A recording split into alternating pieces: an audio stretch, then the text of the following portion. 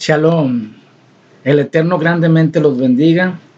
Decía Yeshua HaMashiach cuando estaba con sus talmididos, Sheleachim, les decía Shalom Alejem, que era uno de los saludos del Mashiach. Quiero hablarles algo que Yeshua repetidas veces habla en el libro de Apocalipsis, Kitgalut Marja Elohim. Este libro en griego significa quitar el velo. Y es interesante que aunque es el último libro de las Escrituras Sagradas, que es un resumen de los demás libros que existen dentro de las Escrituras Sagradas, que se conoce en arameo como la Ketubá, la Torá, que son los 5 libros de Moshe Rabenu, ya hasta Divrei Hayim, que es Deuteronomio, que es el último libro para nosotros los judíos. Para muchos en la Biblia cristiana es Malaquías, que significa mi mensajero, que se conoce como la Tanakh, que es un acróstico de Torá, Nevi'im, Ketuvim, que es la Torá, que son los 5 libros, y lo que es los Nevi'im, los profetas, y Ketuvim, los escritos. Quiero hablarles algo de algo que el Mashiach repetidas veces habla en el libro de Apocalipsis, pero quiero leerlo en Shulchan Aruch, Isaías, en la palabra del Señor, 44, verso 6. Isaías 44, verso 6 dice así: así dice Hashem, el Melech de Israel, el rey de Israel, y su redentor, Jehová de los ejércitos: yo soy el primero, yo soy el postrero, y fuera de mí no hay Dios. Y quien proclamará lo venidero, lo declarará, lo pondrá en orden delante de mí, como hago yo desde que establecí el pueblo antiguo, o sea, el pueblo de Israel. Hay un versículo donde el Eterno dice en el libro de Shulchan Aruch, Isaías: yo soy Dios que anuncio lo porvenir desde el principio, lo que no era desde el tiempo antiguo. Entonces tenemos que entender que él está hablando del fin desde el principio. Podemos verlo, y eso es lo que vamos a ver en Apocalipsis 1, verso 1.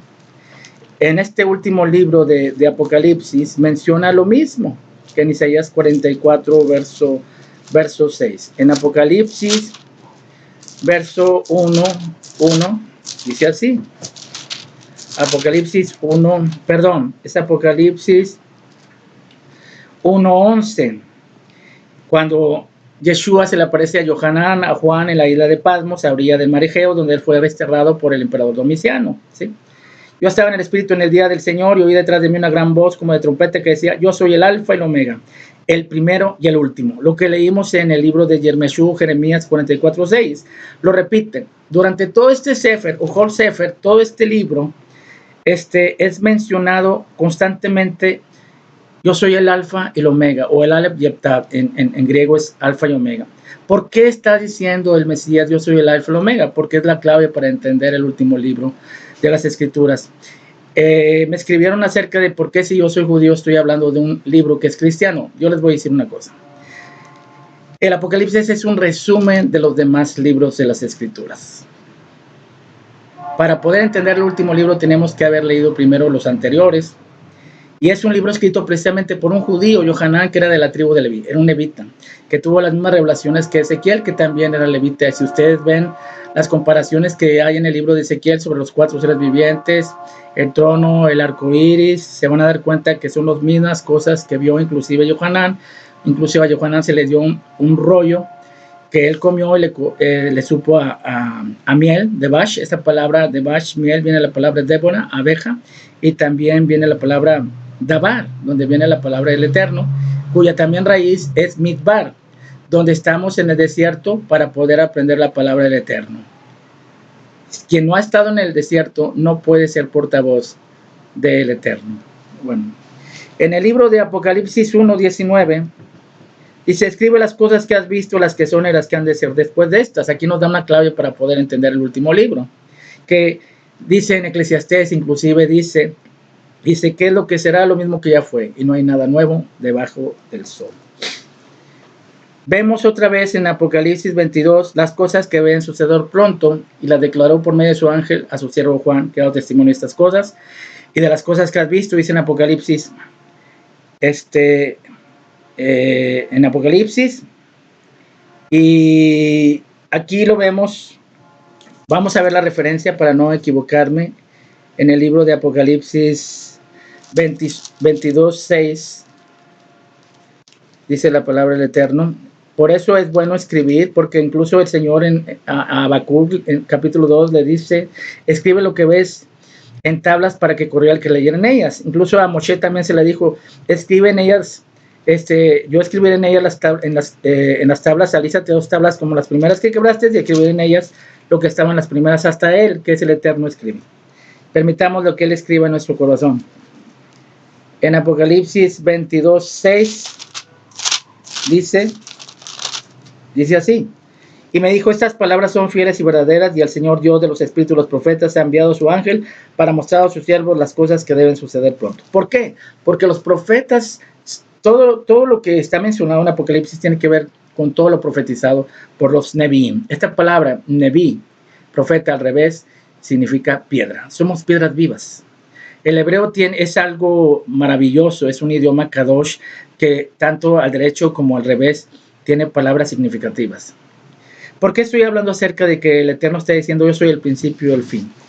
Porque es la clave para entender el Apocalipsis. En Apocalipsis 21:6 dice lo mismo. Apocalipsis 22:13 dice lo mismo. En Apocalipsis 2:8 dice yo soy el primero y el último. Entonces constantemente está dando esto a entender. ¿Por qué? Si ustedes, les voy a dar un ejemplo acerca de esto. Aquí en los evangelios, la Mesorat, en Lucas 5, verso 4, vamos a ver algo interesante. Lucas 5, verso 4. 5, verso 4. Es una de las Mesorat de los evangelios. Esta palabra evangelio viene de 2 palabras, eureka y angelus, mensajeros. ¿Sí? Lucas 5, verso 4.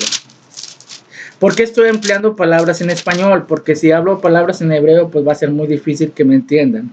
Entonces yo lo hago de una manera muy sencilla. Lucas 6, verso 4. Dice así. Lucas 5, verso 4. Cuando terminó de hablar, dijo Simón, boga mar adentro, echad vuestras redes para pescar. Respondiendo Simón, significa el que escucha, o sea, a Pedro, le dijo, maestro, rabí, toda la noche hemos estado trabajando y nada hemos pescado, más en tu palabra echaré la red. Y habiéndolo hecho, encerraron grandes cantidades de peces y su red se rompía. Entonces hicieron señas a los compañeros que estaban a la otra barca para que viniesen a ayudarles, y vinieron y llenaron ambas barcas de tal manera que se hundía. Aquí vemos una de las primeras señales que hizo el Mashiach. Hacer lo que Simón y nosotros inclusive no podemos hacer. Simón, que significa el que escucha, o Pedro, que significa piedra, este hombre no pudo pescar durante toda la noche con sus redes, sus habilidades. Pero en la palabra del Mesías, él logra una pesca milagrosa, que fue uno de los señales que hizo el Mesías. Como empieza el Mesías una cosa, la termina igual. Él es el principio, Él es el fin. ¿Qué pasó en el principio? Hubo este milagro de las redes. ¿Qué pasó en el fin? Juan 21, verso 4. Lo vuelve a repetir el Evangelio. Juan 4, o Yohanan. Juan capítulo 21, verso 4. Dice así. Cuando ya iba amaneciendo, esto sucedió después de la resurrección de Yeshua. Cuando ya iba amaneciendo, se presentó Yeshua en la playa, mas los discípulos no sabían que era Yeshua. Les dijo, hijitos, ¿tenéis algo de comer? Le respondió, no. Él les dijo, echad la red a la derecha de la barca y hallaréis. Entonces la echaron y no la pudieron sacar por la gran cantidad de peces. Aquí vemos el mismo episodio que hizo en el principio y el mismo episodio que hace en el fin. Él es el alfa, el omega, el principio y el fin. De la misma manera que inicia una cosa, de la misma manera la termina. ¿Qué va a pasar en el fin? Cielo nuevo, tierra nueva. ¿Qué va a pasar? ¿Qué pasó en el principio? Hubo un cielo nuevo y una tierra nueva después de una gran batalla. Por eso la tierra estaba desordenada y vacía, porque hubo una guerra con Hasatán. Vuelve a restaurar otra vez el cielo y tierra nuevos. Isaías 63, en el versículo del 16 en adelante menciona algo sobre eso. ¿Qué va a pasar en el fin? ¿Cuándo va a ser la resurrección? Si vamos nosotros al libro del Génesis 1:26, el Eterno saca al hombre del polvo de la tierra y sopla aliento de vida. La resurrección va a suceder precisamente en el sexto día, el sexto milenio. De la misma manera que hace una cosa, la vuelve a repetir. Ahora, tenemos que, y en Ezequiel 47, verso 10, dice que cuando él esté en Jerusalén y esté el Bejamidash en Jerusalén, dice que los pescadores van a pescar varios peces. La misma cosa, Ezequiel 47, verso 10. El mar grande, el mar de Galilea. ¿Por qué estoy diciendo esto? Porque es la única manera de entender el último libro de las Escrituras, el Apocalipsis. Ahora, nosotros tenemos que entender los tiempos de las Moedim, de las fiestas, para poder comprender qué es lo que Él quiere que nosotros entendamos. Si no comprendemos los tiempos, no vamos a entender el tiempo de su venida. Quiero mostrarles algo que tal vez muchas veces hemos visto en las Escrituras y no hemos prestado atención: el tiempo en que va a ser la resurrección. Los rabinos enseñaron muchas veces que la resurrección sucederá en Rosh Hashanah, en la cabeza del año civil. Algunos han argumentado, algunos judíos mesiánicos, conversos al judaísmo, que todavía tienen ideas cristianas que tristemente mezclan con el judaísmo del Mesías, que el primer mes es el mes de Nisan, que significa, la raíz es milagros, Nasim, y la palabra Abí, que significa pimpollo o renuevo, haciendo alusión al Mesías, que es el primer mes del año. Nosotros como judíos tenemos 4 kaluash, 4 calendarios. Está el cumpleaños de los reyes, está el cumpleaños de los árboles, está el inicio del calendario religioso, que es en Aviv, cuando Pesach, y cuando es coronado él como rey, lo vemos en el libro del Génesis, si lo leemos en español lo vamos a entender. Dice Bereshit, para Elohim Etz Hashamayim Bezharis. Bereshit al revés, que dice Tisri, el primer día del mes de Tisri, cuando el rey se corona sobre su creación como rey. También hay muchas evidencias bíblicas acerca del Shabbat lunar. En el tiempo de Yeshua sí era un Shabbat lunar. Hoy, lamentablemente, el rabino Hillel intercaló el calendario judío con el calendario grecorromano, de tal manera que el Shabbat está establecido inmovible viernes y sábado. Sin embargo, en la época de Yeshua, el Shabbat era movible. Y lo podemos ver en Juan capítulo 7, aunque sé que estoy hablando acerca del principio y el fin, creo que es importante mencionarlo. En el libro del Evangelio de Juan capítulo 7, vamos a ver este pasaje. En Juan capítulo 7, Yeshua hizo una sanidad. En Juan 7, Juan, el Evangelio capítulo 7, verso 20, respondió a la multitud y dijo: demonio tienes, ¿quién procura matarte? Yeshua respondió, les dijo: una obra hice y todos os maravilláis. Por cierto, Moshe os dio la circuncisión, la Brit Milá, no porque sea de Moisés, sino de los padres, Abraham, Isaac y Jacob. Y en el día de Shabbat circuncidáis al hombre, ¿sí? Si recibe el hombre la circuncisión en el día de Shabbat, para que la ley de Moisés no sea quebrantada, os enojáis conmigo porque en el día de Shabbat sané completamente a un hombre. No juzguéis según las apariencias, sino juzgad con justo juicio. Aquí Yeshua dice que la Brit Milá es en el Shabbat. ¿Cómo es posible si en Génesis 17 dice que la circuncisión es el 8º día? ¿Por qué? Porque el primer día de Rosh Chodesh es un día de Shabbat en el cual no se trabaja. Y en el libro de Ezequiel, ahorita lo vamos a ver, capítulo 26, menciona que en la puerta del oriente estará cerrada los 6 días de actividad y será abierta en Rosh Chodesh, inicio del mes, y en Shabbat. Cuando inicia el Rosh Chodesh, a veces se lleva 2 días. Ese día no se cuenta como día laboral, sino hasta el día siguiente. Yo les hago una pregunta a algunos hermanos judíos mesiánicos. Si el Rosh Chodesh inicia un martes, ¿cuándo sería el Shabbat? Se tienen que contar 6 días. ¿Se dan cuenta que no cae siempre en viernes y sábado? Que lo que ha pasado es que están siguiendo el Shabbat de Hillel, el rabino, que tuvo que intercalarlo por la persecución que hacían los romanos al pueblo judío. Pero no es el Shabbat bíblico. Y ese Shabbat bíblico es el que el Mashiach va a restaurar.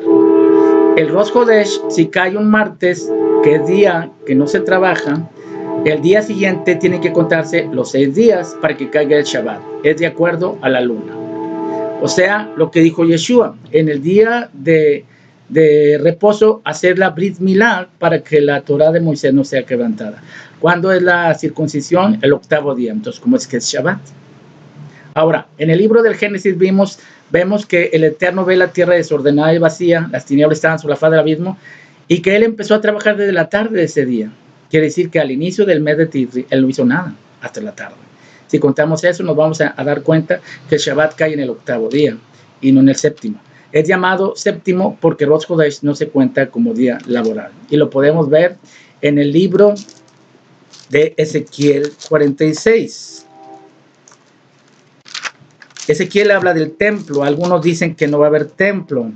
Ya lo dije en un video anterior que el templo va a ser reconstruido. Zacarías lo dice, por el renuevo de Hashem. ¿Quién es? El Mashiach. Cuidado con lo que estamos enseñando. ¿Sí?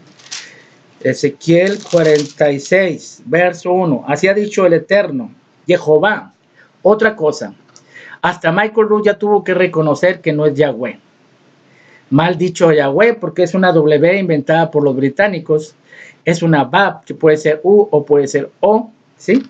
El nombre del Eterno es Jehová, porque hasta los tenuos de los vocales están escritos en la Torah que ustedes tienen. Puede ser la Biblia Sinaí o puede ser otro tipo de Biblia en hebreo, y se van a dar cuenta que ese es el nombre. Lo que pasa es que los romanos no permitían que los judíos pronunciaran el nombre del único y verdadero Dios, y por esa razón se le empezó a llamar Adonai, Hashem, Elohim, Eloah, pero el nombre es Jehová. Incluso estoy al tanto que se menciona que el Cohen Hagadol mencionaba una vez el nombre en Yom Kippur por el Ruach HaKodesh y después se le olvidaba cómo lo pronunciaba. Pero en realidad el nombre, cuando dice el Eterno a Moshe, este es mi nombre y este será mi nombre por memorial, está mal la traducción, no es memorial. Ahí la palabra hebrea significa será nombrado con los labios. Cuidado con las tradiciones rabínicas de los fariseos, porque muchos están siguiendo el judaísmo de los fariseos y pueden ir al Wejinov. Recuerden lo que decía Yeshua.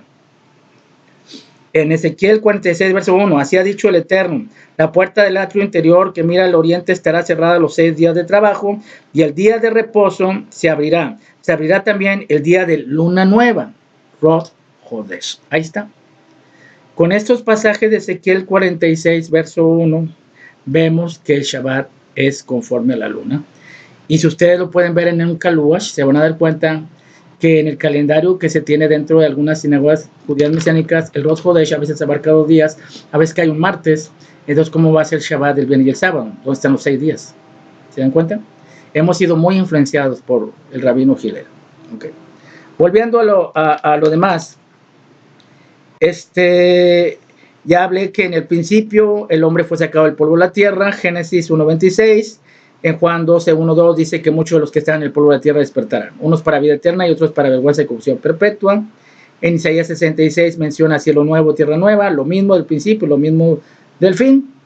Pero quiero mostrarles algo acerca de cuándo va a ser, como hace rato dije, el arrebatamiento y la resurrección. En el libro de Juan, el Evangelio, capítulo 5, sucede una fiesta, y esta fiesta es Rosh Chodesh. Muchos a veces la leemos y no nos damos cuenta. Juan capítulo 7, Yohanan, uno de los evangelios, en Juan capítulo 7, dice así, Juan capítulo 5, cuando es en vivo a veces comete uno muchos errores. En Juan capítulo 5, aquí vemos algo interesante. En Juan capítulo 5, recordemos, en Juan 4, Yeshua habla con la Isha Shonronit, la mujer samaritana, y habla de 4 meses antes de la siega, en el verso 35 de Juan 4. Y ya vemos claramente que acá en el capítulo 5 de Juan, después de estas cosas había una fiesta de los judíos y subió Yeshua a Jerusalén. ¿Qué fiesta era esta? Desde el versículo 19 de Juan capítulo 5, desde el 19 hasta el 29 de Juan capítulo 5, en el contexto de esta fiesta, él habla de la resurrección. ¿Qué fiesta era? Después de que él estuvo con la mujer samaritana y él habla del 4º mes de la siega. ¿Sí? Después vemos que en Juan capítulo 7 es la fiesta de los tabernáculos. Entonces es obvio que es una fiesta antes de tabernáculos. Y esta fiesta de Juan capítulo 5 verso 19 al 29, él habla de una resurrección de los muertos. Esta fiesta se le conoce como Rosh Hashanah, el día y la hora que nadie sabe. Yom HaKesed, el día escondido. O Yom HaRitzka, que son 2 días a veces que se tenía que esperar cuando iniciaba la luna nueva o el inicio del año nuevo judío civil. Cuando los reyes son coronados, él va a ser coronado como rey. Ahora, fíjense en un detalle. Si no entendemos las Moed o las Modim o los tiempos de las fiestas solemnes, imposiblemente sabremos el tiempo de su venida. Aquí en Juan capítulo 5, verso 1 y 2 vemos una fiesta, ese es Rosh Chodesh, porque en Juan capítulo 7 ya es tabernáculos, es antes de Sukkot, y habla de la resurrección de los muertos. ¿Por qué? Porque antes de iniciar la luna nueva del año nuevo, Rosh Hashanah o Yom Teruah, día de la trompeta, el Kohen Gadol esperaba el momento para poder cerrar los ojos y mostrar y darle a entender al levita que tocara la trompeta. Algunos lo traducen como shofar, ¿sí? Por eso dice en Corintios capítulo 15, porque en un momento, en un abrir y cerrar de ojos, a la final trompeta, porque se tocará la trompeta, esto es una alusión a Yom Teruah. Dice, los muertos resucitarán incorruptibles. Es lo que se menciona como la final trompeta que menciona Shaliach Shaul o Pablo en 2 Tesalonicenses capítulo 4, porque el Señor mismo con voz de trompeta, con voz de arcángel, ¿sí? Mientras que en Mateo 24 habla de una gran voz de trompeta con la cual juntará a sus escogidos, y esa se le conoce como Yom Kippur. La primera trompeta es en Shavuot, la final trompeta es Yom Teruah, cuando es el arrebatamiento, y la gran trompeta que juntará a sus escogidos los 4 ángulos de la tierra después de su venida, el Vía HaMashiach, será cuando reúna a todos los judíos dispersos. Eso es Yom Kippur. Por eso dice que cuando él venga sobre el monte de los olivos, se partirá en 2 y llegará hasta Azal. Azal es Azazel. ¿Quién era Azazel? Era precisamente un cabrito que se aventaba a un abismo y hace alusión precisamente a Yom Kippur. Entonces, si no conocemos las tradiciones establecidas por el Eterno, no por los hombres, difícilmente entenderemos el tiempo que ya estamos viviendo. Algunos me dijeron que si yo estaba seguro que si Barack Hussein Obama es lo que se conoce comúnmente como el anticristo. Sí. Yo estoy sorprendido de cómo algunas personas todavía se aferran al dogma de que es Rusia porque dice príncipe de Rosh. Rosh en hebreo significa cabeza. Lo que está diciendo es príncipe, Nashia Rosh, príncipe y cabeza de Tubal y Mesec, lo cual es Turquía. Ya lo está haciendo. ¿Dónde empezó el asunto de ISIS? Precisamente quieren hacer un Estado Islámico y quieren otra vez abarcar lo que era antiguamente Turquía y parte de Europa, están con Francia, ¿sí? Y eso es lo que va a hacer el príncipe de Gog. No estoy hablando de la ciudad Gog. Ahora, algunos dicen, bueno, Gog es Rusia. Entonces, en Apocalipsis dice claramente que cuando Hasatán sea suelto de su prisión, él saldrá para engañar a las naciones que están en Gog. No dice la nación de Gog, dice naciones que están en la región de Gog y Magog, que están a los 4 ángulos de la tierra, que son como la arena del mar. Como pueden darse cuenta, el contexto habla de que Gog y Magog son todas las naciones y que este líder viene del norte y aliados con él, Estados Unidos. Estados Unidos sí va a caer, pero bajo el poder del Islam, eso es seguro, porque su presidente es un musulmán. Ahora, algunos dirán, bueno, es que puede salir Hillary Clinton, puede salir tal vez Donald Trump. Recordemos que él tiene la ley marcial y él puede invalidar las elecciones. Aunque si fuera Hillary Clinton, ¿acaso no podría llegar al poder? De hecho, el texto hebreo dice que él llegará al ascenso y que él de la región del norte, confiado en eso, atacará a Israel. Él es de la tribu de Dan. Él nació en Kenia, de donde era Caín, la simiente de la serpiente. Él se crió en Indonesia, que era parte del antiguo imperio romano, y el imperio asirio. Recordemos que se asimilaron, porque también me hacen preguntas acerca de que Obama no es ruso y Obama no es asirio. Hay que conocer la historia y geografía, porque la Biblia es un libro histórico y geográfico. Hay que entender lo que estamos leyendo. No nos dejemos influenciar por los dogmas. Ese fue el error precisamente de nuestro pueblo hace 2000 años. Los dogmas, las tradiciones los cegaron. Pero muchos sí sabían que era el Mesías, pero por cuestión política religiosa de Roma, porque Roma puso a Joseph Bar Cayafa como Cohen Hagadol y Anás, su suegro, por el control de Roma en Jerusalén, y ellos por eso desecharon al rey de los judíos, diciendo que su rey era el César. Quiero decirles a ustedes, mis hermanos cristianos, que ustedes sin darse cuenta están siguiendo al César. ¿Por qué? porque 25 de diciembre no nació Yeshua, fue puesto por el Papa Juliano y ustedes lo obedecen a la predicción. Segundo, ustedes celebran la Semana Santa en la fecha en que Roma lo estableció y no en la fecha original cuando Yeshua sufrió el martirio. Tercero, ustedes siguen el domingo cuando el Señor repetidas veces a través de toda la Tanakh dice que es el Shabbat. Entonces todas esas ideas son romanas y hay una gran advertencia. Y no importa si hablan en lenguas, profetizan, echan fuera demonios, lo demás, porque hasta Judas en Mateo capítulo 10 él podía sanar enfermos, limpiar leprosos, resucitar muertos, levantar paralíticos. Y Yeshua le dice en Juan 17:12 que él es el hijo de perdición.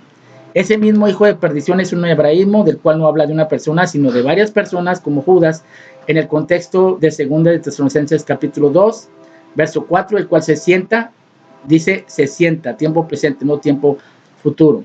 Ya está en acción el misterio de la iniquidad. La palabra inicuo, anomía en griego significa sin Torah, la Torah judía. Este mensaje fue enviado a los cristianos en Tesalónica, no eran judíos, y dice claramente, dice porque él se manifestará después de una apostasía. Esta palabra apostasía viene de una raíz que significa denominaciones, sectarismo, partidismo. ¿No es cierto que los cristianos están divididos en diferentes sectas? Cosa que Yeshua reprueba. Vimos a uno que en tu nombre lanzaba demonios y se lo prohibimos. No lo hagáis, porque el que no es contra nosotros, por nosotros es. Cuidado con la apostasía.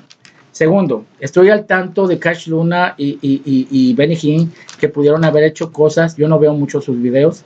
El código de la Biblia no es una cuestión de adivinación. Antiguamente el Cohen Gadol en las piedras negaste, de Urim y Tumim, se formaban palabras en hebreo en donde el Eterno nos hablaba. Hoy en día lo que hicieron simplemente el Yahu Rib, que es una persona elocuente, no es cualquier persona. El Eterno le permitió solamente hacer un programa de computadora con el cual pudiera escanear mensajes ocultos dentro de la Torah de los acontecimientos que están pasando. Por eso Yeshua dijo que hasta que pase el cielo y la tierra de una yod, ni un adorno de la Torah pasará hasta que todo se cumpla, porque en las escrituras hebreas estás tú, estoy yo y estamos todos. En el Salmo 139 dice, bien que en oculto fui formado. Esa palabra oculto significa códigos. El hebreo son palabras codificadas.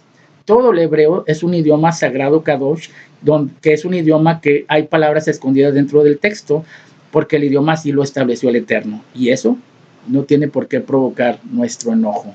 Para los que piensan que es adivinación, están muy lejos de entender lo que él está haciendo. Está mostrándole a la humanidad quién es él y que él tiene el poder. De hecho, en el libro de Daniel capítulo 12 dice claramente, sella el libro hasta el tiempo del fin, y muchos de aquí correrán para allá y la ciencia se aumentará. Y en ese mismo texto hebreo, contando cada 30 letras, aparece la palabra computadora. ¿Por qué? Porque la computadora es la única que puede escanear los textos dentro de la Biblia. No es algo que yo puse, es algo que lo encuentra la computadora y lo rastrea donde hay mensajes ocultos dentro del texto hebreo. Es más, en Isaías 53, donde habla de el varón, dice el varón de dolores, que no le estimamos, ahí viene codificado el nombre Yeshua. ¿Quién es Yeshua? Jesucristo. Él hizo eso. Él está demostrando por medio de la ciencia quién es el Todopoderoso. Y eso no tiene nada que ver con adivinaciones.